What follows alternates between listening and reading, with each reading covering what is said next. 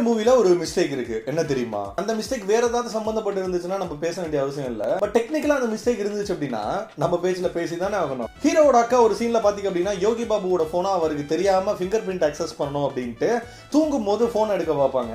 அவர் கையை எடுத்து finger print access வைக்கும் போது கையில வந்து கிளவுஸ் போட்டிருக்கும். யோகி பாபு யூஸ் பண்ற மொபைல் என்ன அப்படின்னா ஐபோன் அப்படின்னு கன்ஃபார்ம் ஆகுது.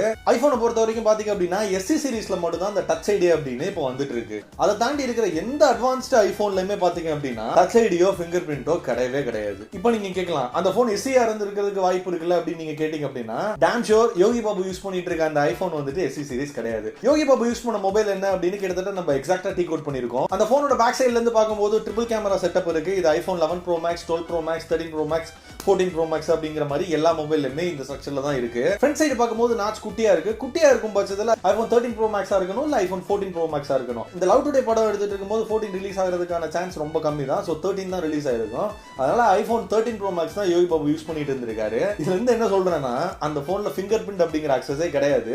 இது பெரிய மிஸ்டேக்னு சொல்ல முடியாது. டெக்னிக்கல் சைட்ல இருந்து பாக்குறாங்க அப்படிங்கிற பட்சத்துல டெஃபினட்டா அது ஒரு மிஸ்டேக் தான். பிரதீப் ப்ரோ இந்த வீடியோ பாக்குற வரைக்கும் ஷேர் பண்ணுங்க. அடுத்த வீடியோல பார்க்கலாமா?